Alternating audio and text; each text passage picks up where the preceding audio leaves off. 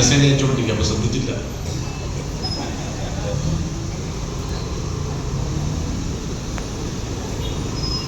അപ്പോൾ ഈ BJP-യുടെ ഈ വർഗീയതയെ പ്രതിരോധിക്കാൻ വേണ്ടി ഇടതുപക്ഷം മാത്രമല്ലല്ലോ, കോൺഗ്രസ്സുകാർക്ക് കഴിയില്ല, UDF ഉണ്ടല്ലോ എന്നുള്ള സന്ദേഹമുള്ള ചില ആൾക്കാര് മുനീർ സഖാവേ നമ്മുടെ കൂട്ടത്തിലുണ്ട്. അതുകൊണ്ടാണ് കഴിഞ്ഞ ലോക്സഭാ തെരഞ്ഞെടുപ്പിൽ ഒരുപാട് പേര് കോൺഗ്രസ്, സത്യം നമ്മൾ സത്യമായിട്ട് തന്നെ പറയും. ഇനി ഞാൻ എൻ്റെ അനുഭവം 1980-കളുടെ ആദ്യം മുതൽ ഡൽഹി രാഷ്ട്രീയത്തെ ഡൽഹിയിൽ നിന്ന് നോക്കിക്കാണുന്ന ഒരു മാധ്യമപ്രവർത്തകൻ ഇന്ത്യയെ ഈ രൂപത്തിലേക്ക് മാറ്റിയെടുത്ത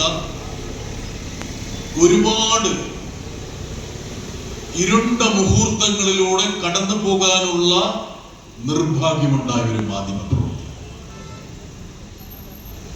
1992 ഡിസംബർ 6 ഫൈസാബാദ് എന്ന് പറഞ്ഞ ഒരു പട്ടണത്തിൽ നിന്ന് തൊട്ട് സമീപത്തുള്ള അയോധ്യയിലേക്ക് ഒരു അംബാസഡർ കാറിൽ ഞങ്ങൾ ഏതാനും മാധ്യമപ്രവർത്തകർ തിങ്ങി ഇരുന്ന് യാത്ര ചെയ്യുമ്പോൾ ഇന്ത്യയുടെ മതനിരപേക്ഷതയുടെ പ്രതീകമെന്ന് നമ്മൾ കരുതിയിരുന്ന ബാബറി മസ്ജിദ് തകർക്കപ്പെടുമെന്ന് എന്നെ പോലുള്ള ഒരാളും നിലച്ചില്ല. എനിക്കെപ്പോഴും ഓർമ്മയുണ്ട്, ബാബറി മസ്ജിദിന്റെ തൊട്ടെതിർവശത്തുള്ള മനസ് ഭവൻ എന്നുള്ള ഒരു പഴയ കെട്ടിടത്തിന്റെ ടെറസിൽ ഞങ്ങളെപ്പോലുള്ള മാധ്യമ പ്രവർത്തകർ എന്താണ് സംഭവിക്കുക എന്ന് ഉറ്റുനോക്കിക്കൊണ്ട് നിന്നപ്പോൾ അപ്പോഴും എന്നെപ്പോലുള്ള മാധ്യമ പ്രവർത്തകരുടെ മനസ്സ് മന്ത്രിച്ചു. ഇന്ത്യ എന്നുള്ള മഹാരാജ്യം, ഈ രാജ്യത്തിന് ഏതൊരു വർഗീയ ശക്തിയെയും ചെറുക്കാനും പരാജയപ്പെടുത്താനുമുള്ള ശക്തിയുണ്ട്. അയോധ്യയിലൂടെ ഒഴുകുന്ന സരയൂ നദിക്കരയിൽ തമ്പടിച്ചിരിക്കുന്ന കേന്ദ്ര സേനയുടെ ആയിരക്കണക്കിന് പടന്മാർ, വർഗീയതയുടെ ഏതെങ്കിലും കാപാലികർ ബാബറി മസ്ജിദിന് ഒരു പോറലേൽപ്പിക്കാൻ വേണ്ടി ഇറങ്ങിപ്പുറപ്പെട്ടാൽ അതിനെ തടയാൻ ഇച്ഛാശക്തിയുള്ള പട്ടാള ചിട്ടയോടെ അണിനിരന്നിരിക്കുന്ന ഈ യോദ്ധാക്കൾക്ക് കഴിയില്ലേ എന്ന് എന്റെ മനസ്സ് മന്ത്രിച്ചു. ശരിയല്ലേ ഞാൻ പറഞ്ഞു? ഞാൻ കേരളത്തിൽ നിന്ന് ഡൽഹിയിലേക്ക് പോയപ്പോൾ ഞാൻ കൊണ്ടുപോയ ഇന്ത്യ എന്നുള്ള ആ രാജ്യത്തിന്റെ ആശയം മതനിരപേക്ഷതയിൽ ഊന്നിയുള്ള ഒരു ആശയം. ദൗർഭാഗ്യം എന്ന് പറയട്ടെ, ഞങ്ങളെപ്പോലുള്ള ആൾക്കാർ ഉറ്റുനോക്കിക്കൊണ്ടിരിക്കുമ്പോൾ ഈ വർഗീയ കോമരങ്ങൾ ബാബറി മസ്ജിദിലേക്ക് കപ്പിയും കയറും വലിച്ച് കയറി ഏതാനും മണിക്കൂറുകൾക്കുള്ളിൽ 500 വർഷം പഴക്കമുള്ള ബാബറി മസ്ജിദിന്റെ താഴികക്കുടങ്ങൾ അന്തരീക്ഷത്തിൽ ധൂളികളായി ലയിച്ചു. അന്ന് ഒരു മാധ്യമ പ്രവർത്തകനായി ഞാൻ എഴുതി വെച്ച ഏതാനും വരികൾ ഇന്ന് എന്റെ മനസ്സിൽ പച്ച പിടിച്ചു കിടക്കുന്നു. എന്തായാലും ഡിസംബറിന്റെ ഈ ശൈത്യത്തിൽ പുലർവേളയിൽ അയോധ്യയിലേക്ക് യാത്ര ചെയ്തത് മതനിരപേക്ഷ ഇന്ത്യയുടെ ചരമക്കുറിപ്പ് എഴുതാൻ വേണ്ടിയുള്ള ഒരു യാത്രയാണെന്ന് ഞങ്ങൾ ആരും ധരിച്ചിരുന്നില്ല.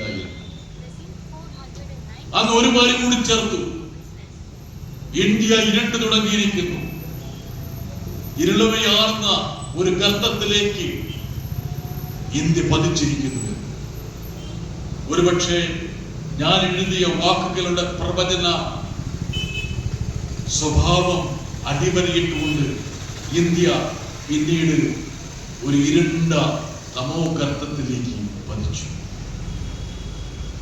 എന്തുകൊണ്ടാണ് ഇന്ന് മോഡി അടക്കി ഭരിക്കുന്ന ഒരു ഇന്ത്യയായി രൂപപ്പെട്ടത്? എന്തുകൊണ്ടാണ് ഉത്തരേന്ത്യയിലും മറ്റ് സംസ്ഥാനങ്ങളിലും ജാതിയും മതവും ചോദിച്ച് ആൾക്കാർ നിഷ്ഠൂരമായി കൊല ചെയ്യപ്പെടുന്നത്? എന്തുകൊണ്ടാണ് രാത്രിയുടെ അന്ത്യയാമങ്ങളിൽ ബുൾഡോസറുകൾ സാധാരണക്കാരുടെ പാവങ്ങളുടെ വീടുകൾക്ക് മുകൾ കയറി ഇറങ്ങുന്നത്? എന്തുകൊണ്ടാണ് വർഗീയ കലാപത്തിൽ നൂറുകണക്കിന് ആൾക്കാർ കൊല്ലപ്പെടുന്നത്? എത്രയോ വർഗീയ കലാപങ്ങൾ സൃഷ്ടിച്ച ചോരച്ചാലുകളിലൂടെ നടക്കേണ്ട ഗതികേടുണ്ടായ ഒരു മാധ്യമ പ്രവർത്തകനാണ് ഞാൻ ഇക്കാര്യം നിങ്ങളുടെ മുമ്പിൽ പറയുന്നത്. BJP-യുടെ വർഗീയതയ്ക്ക് ഉലയൂതിയ കോൺഗ്രസിന്റെ ഏറ്റവും വൃത്തികെട്ട മുഖമാണ് ഒരുപക്ഷെ ഇവിടെയൊക്കെ നമ്മുടെ മനസ്സിൽ പതിഞ്ഞു നിൽക്കുന്നത്. കഴിഞ്ഞ യോഗത്തിൽ ഞാൻ ചൂണ്ടിക്കാണിച്ചു, കേരളത്തിൽ നിന്ന് എവിടെ പോയാലും ഇപ്പൊ കൊല്ലം പ്രസ് ക്ലബിൽ മാധ്യമ പ്രവർത്തകരുടെ ഒരു സംവാദം വിചാരണയുണ്ടായിരുന്നു. സാറേ, കേരളത്തില് ഡീല് കേട്ടിട്ടുണ്ടാ? ഡീൽ എന്ന് പറഞ്ഞിട്ട് കുറേ ദിവസമായിട്ട് ഇറങ്ങിയിട്ടുണ്ട്. എന്താ കാരണം? കഴിഞ്ഞ 10 വർഷത്തെ കേരളത്തെ കുറിച്ചൊരു ചർച്ച നടത്താനുള്ള തന്റെ ആർജവോ കേരളത്തിലെ മുഖ്യ പ്രതിപക്ഷത്തിനില്ല എന്നുള്ളതാണ്.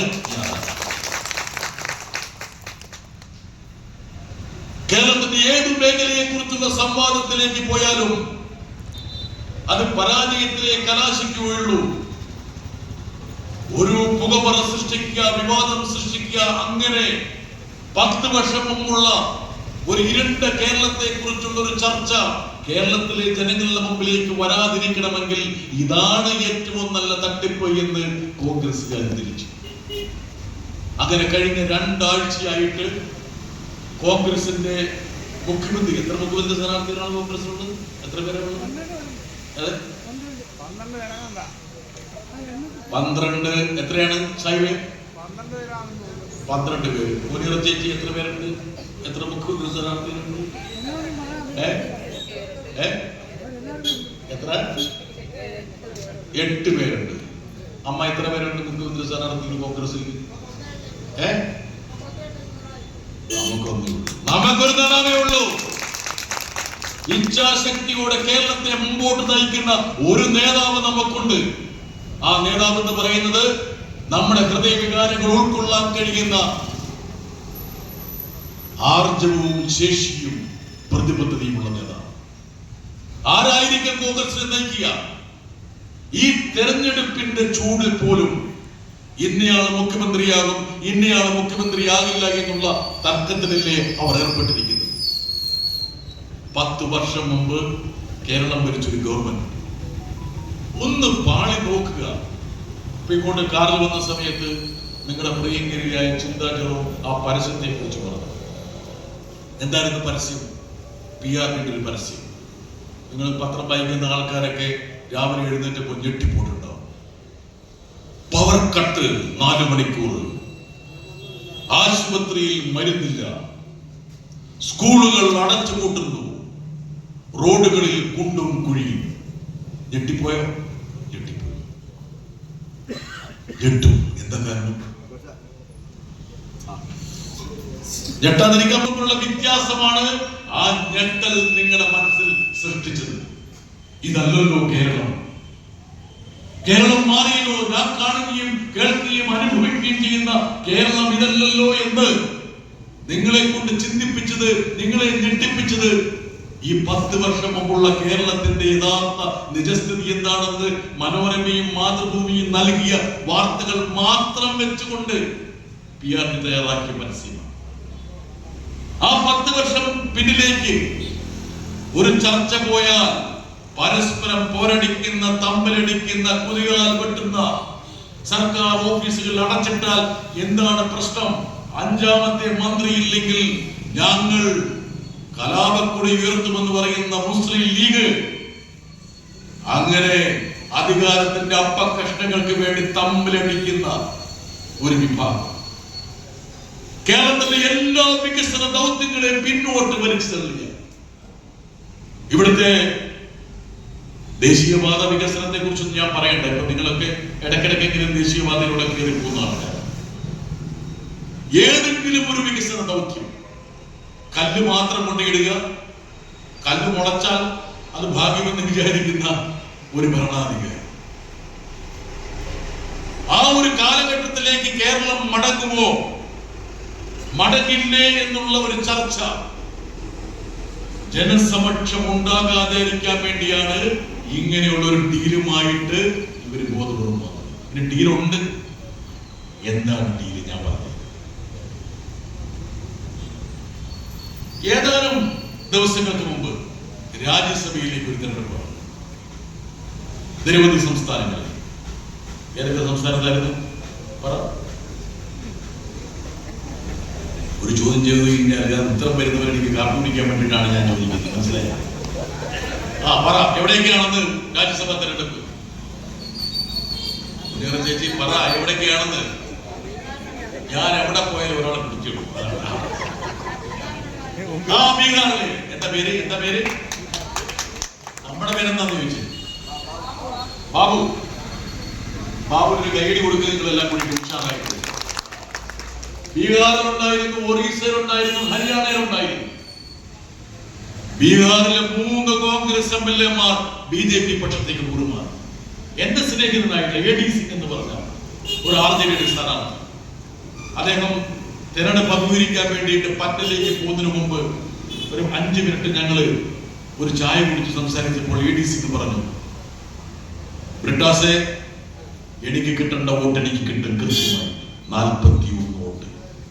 അതിലൊന്ന് നിങ്ങളുടെ സഖാവാണ്. ആര് കൂറുമാറിയാലും മാറില്ല എന്ന് എനിക്ക് ഉറപ്പുള്ളത് CPM-ന്റെ സഖാവാണ് എന്ന് AD സിംഗിനോട് പറഞ്ഞു. അതേ ഒറ്റ കാര്യം പറഞ്ഞു, പ്രതിപക്ഷത്തുള്ള ഈ 41 MP-മാരെ എന്നോടൊപ്പം ചേർന്ന് നിൽക്കുകയാണെങ്കിൽ BJP-യുടെ സ്ഥാനാർത്ഥി എനിക്ക് തോൽപ്പിക്കാൻ. അദ്ദേഹം തിരിച്ചു വന്നപ്പോൾ എന്നെ ചതിച്ചു, ഇവരെന്നെ ചതിച്ചു, കോൺഗ്രസ്സുകാരനെ ചതിച്ചു. 3 MLA-മാർ കോൺഗ്രസ് പക്ഷത്തേക്ക് കൂറുമാറി BJP-ക്ക് ഒരു MP നേടിക്കൊടുത്തു. അവരാണോ ഡീലിനെ കുറിച്ച് നമ്മളോട് പറയേണ്ടത്? ഒറീസയിൽ ബിജു ജനതാദളും കോൺഗ്രസും കൂടി സംയുക്തമായിട്ടൊരു സ്ഥാനാർത്ഥിയെ നിർത്തി. BJP സ്ഥാനാർത്ഥിക്കെതിരെ വോട്ടിന്റെ MLA-മാരുടെ കണക്ക് നോക്കിക്കഴിഞ്ഞാൽ ജയിക്കും. 3 കോൺഗ്രസ് MLA-മാർ BJP പക്ഷത്തേക്ക് കൂടും. ഹരിയാനയിൽ 5 പേര് കൂറുമാറി. ഒരു രാജ്യസഭാ തെരഞ്ഞെടുപ്പിൽ 11 MLA-മാരെ BJP-ക്ക് സംഭാവന ചെയ്ത് 2 MP-മാരെ നേടിക്കൊടുത്ത ഈ പാർട്ടിയുടെ നേതാക്കളാണോ കേരളത്തിലെ കമ്മ്യൂണിസ്റ്റ് പാർട്ടിക്ക് പ്രതിബദ്ധത എന്താണെന്ന് പറഞ്ഞു കൊടുക്കേണ്ടത്? വേണ്ട. 2004-ൽ കോൺഗ്രസ്സുകാരെ തോൽപ്പിച്ച 63 MP-മാരുമായിട്ട് നമ്മൾ ഡൽഹിയിൽ പോയി. 2004-ൽ നമ്മുടെ നേതാവ് ഹർകിഷൻ സിംഗ് സൂർജിത്ത് സോണിയാഗാന്ധിയെ കണ്ട് ഒറ്റ കാര്യമേ പറഞ്ഞുള്ളൂ, 63 MP-മാരുടെ പിന്തുണ നിങ്ങൾക്ക് തരും. എന്തിനാണെന്നറിയുമോ? നിങ്ങളെയാണ് ഞങ്ങൾ തോൽപ്പിച്ചത്. ഞങ്ങൾക്ക് അധികാരത്തിന്റെ ഒരു തുണ്ടും വേണ്ട, ഒരു മന്ത്രിസ്ഥാനവും വേണ്ട. പക്ഷേ BJP അധികാരത്തിൽ നിന്ന് മാറ്റി നിർത്തണം. അതിനുവേണ്ടി നിങ്ങളെയാണ് പരാജയപ്പെടുത്തിയതെങ്കിൽ പോലും ആ 63 MP-മാരുടെ പിന്തുണ നിങ്ങൾക്ക് ഞങ്ങൾ അർപ്പിക്കുകയാണ്. ഒരു ഗ്യാസ് കണക്ഷൻ, ഗ്യാസ് സിലിണ്ടർ പോലും, ഇപ്പൊ സിലിണ്ടറിന് ക്ഷാമമാണല്ലോ പറഞ്ഞേട്ട, പ്രതിഫലമായി വാങ്ങിച്ചാണോ നമ്മൾ ആ ഒരു പിന്തുണ നൽകി? വർഗീയ ശക്തികളെ അധികാരത്തിൽ നിന്ന് മാറ്റി നിർത്തണമെന്നുള്ള സുവിക്തമായ പ്രതിബദ്ധത, സമർപ്പണ ബോധം, ഇച്ഛാശക്തി, അത്രത്തോളം ത്യാഗം ചെയ്ത ഇടതുപക്ഷത്തിന് സാരോപദേശം നൽകാനുള്ള ഒരു അവകാശം ഈ കോൺഗ്രസ്സുകാർക്കുണ്ടോ? ഇല്ലയോ? ഉണ്ടോ? ഇല്ല. അതിനു പകരം കളവ് പറയാൻ വേണ്ടിയിട്ട് ഡൽഹിയിൽ നിന്ന് രാഹുൽ ഗാന്ധി, മല്ലികാർജുൻ ഖാർഗെയൊക്കെ വരുന്നു. മാത്രമല്ല, ഇപ്പൊ നിങ്ങൾ ഉത്തരേന്ത്യയിൽ പോകും. ഞാൻ കഴിഞ്ഞ ഒരു യോഗത്തിൽ പറഞ്ഞൊരു കാര്യമുണ്ട്, അത് വീണ്ടും വിശദീകരിക്കുന്നില്ല, എങ്കിൽ പോലും അത് പറഞ്ഞു പോകണമെന്ന് എനിക്ക് തോന്നുന്നുണ്ട്. ഉത്തരാഖണ്ഡിലെ കോട്ട്വാറിൽ ഒരു പാവപ്പെട്ട മുസ്ലിം വ്യാപാരിയെ പീടികയിൽ നിന്ന് പിടിച്ചിറക്കി ആ പീടിക പൂട്ടാൻ വേണ്ടി ബജ്രാന്തളിന്റെ 150 കാവാലികർ അങ്ങോട്ട് ആർത്തട്ടഹസിച്ചു പോയപ്പോൾ ഒരു ദീപക് കുമാർ എന്നുള്ള ഒരു ജിമ്മ് നടത്തുന്ന ഒരു ചെറുപ്പക്കാരനാണ് പ്രതികരിച്ച് സാമൂഹ്യ മാധ്യമത്തിൽ കണ്ട. അവിടെ ആരാ പോയത്? ജോൺ ബ്രിട്ടാസ്. ജോൺ ബ്രിട്ടാസ് അല്ല പോയത്, കേരളമാണ് പോയത്. നിങ്ങളുടെ പ്രതിനിധിയായിട്ടാണ് ഞാൻ അവിടെ പോയത്. അതെന്റെ മഹിമയല്ല. നിങ്ങൾ എനിക്ക് നൽകിയ ദിശാബോധമാണ് എന്നെ കോട്ടുവാറിൽ പോയി ആ ദീപകുമാർ എന്നുള്ള ചെറുപ്പക്കാരനെ ആശ്ലേഷിക്കാൻ വേണ്ടി എന്നെ പ്രേരിപ്പിച്ചു. നിങ്ങൾ എനിക്ക് തന്ന ആ ഒരു കാഴ്ചയാണ്, ഉൾക്കാഴ്ച. ആ ദീപകുമാർ വിങ്ങിപ്പൊട്ടിക്കൊണ്ടോട് പറഞ്ഞു, സർ, നിങ്ങൾ ഈ കേരളത്തിൽ നിന്ന് ഇത്രയും ദൂരം താണ്ടി എന്നെ കാണാൻ വന്നല്ലോ. ഞാൻ പറഞ്ഞു, ദീപകുമാർ, കേരളം എന്നുള്ളൊരു കൊച്ചു ഭൂമിക്കുള്ളൂ. നിങ്ങൾ ധരിച്ച ഇത്തിരി വട്ടമുണ്ടല്ലോ, ആ മതമൈത്രിയുടെ, സ്നേഹത്തിന്റെ, അനുതാപത്തിന്റെ, കാരുണ്യത്തിന്റെ സ്നേഹവായ്പയുടെ അതുപോലുള്ള ഒരുപാട് നുറുങ്ങ് വെട്ടങ്ങൾ അടങ്ങിയ ഒരു തുരുത്താണ് കേരളം. നിങ്ങളെപ്പോലൊരു വ്യക്തിക്ക് കേരളത്തിന്റെ ആശംസ, അഭിനന്ദനം കൈമാറാൻ വേണ്ടിയാണ് ഞാൻ ഈ കോട്ടുവാറിലേക്ക് എത്തിയതെന്ന് ആ ദീപകുമാർ പറഞ്ഞു. ദീപകുമാർ അന്നേരം ഒരു കാര്യം കൂട്ടിച്ചേർത്തു. ഇവിടുത്തെ ഏറ്റവും പ്രധാനപ്പെട്ട രാഷ്ട്രീയ പാർട്ടികൾ BJP, കോൺഗ്രസിന്റെ ഒരു പഞ്ചായത്ത് മെമ്പർ പോലും ഇതുവരെ എന്നെ തിരിഞ്ഞു നോക്കിയിട്ടില്ല സാർ. 150 പേര് എന്റെ ജിംനേഷ്യത്തിൽ മെമ്പർമാരുണ്ടായിരുന്നു. അതിൽ 7 പേരൊഴിച്ച് ബാക്കി എല്ലാവരും ഭീഷണിക്ക് വഴങ്ങി പലായനം ചെയ്തു. എന്റെ ജീവിതം വഴിമുട്ടിയിരിക്കുന്നു. നിർദ്ധനയായ എന്റെ അമ്മ, വിധവയായ അമ്മ, ഒരു ചായക്കട നടത്തി കിട്ടുന്ന പൈസ കൊണ്ടാണ് എന്റെ കുടുംബവും കൊണ്ടുപോകുന്നത്. ആ ദീപകുമാറിനോട് ഞാൻ പറഞ്ഞു, ദീപകുമാറെ, നിങ്ങളുടെ ജിമ്മിൽ ഞാൻ വരാൻ പോകുവാണ്. വന്ന് ഞാൻ 10,000 രൂപ മുടക്കി ഒരു ലൈഫ് മെമ്പർഷിപ്പ് മേടിച്ചു. അത് എന്റെ മെമ്പർഷിപ്പ് അല്ല, അത് കേരളത്തിന്റെ മെമ്പർഷിപ്പാണ്. ദീപകുമാറിന്റെ ജിമ്മിൽ ഞാൻ അത് എടുത്തത്. നോക്കുക, വെറുപ്പിന്റെയും വിദ്വേഷത്തിന്റെയും ശക്തികൾ. ഈ ശക്തികളാണ് നമ്മുടെ ആകാശത്തും വട്ടമിട്ട് പറക്കുന്നത്. ഉത്തരേന്ത്യയിലെ ഒട്ടുമിക്കവാറും സംസ്ഥാനങ്ങളിൽ മതപരിവർത്തന നിരോധന നിയമം എന്ന പേരിൽ ന്യൂനപക്ഷങ്ങളെ പീഡിപ്പിക്കാൻ വേണ്ടിയുള്ള ബില്ലുകൾ ഇങ്ങനെ നിയമമാക്കിക്കൊണ്ടു.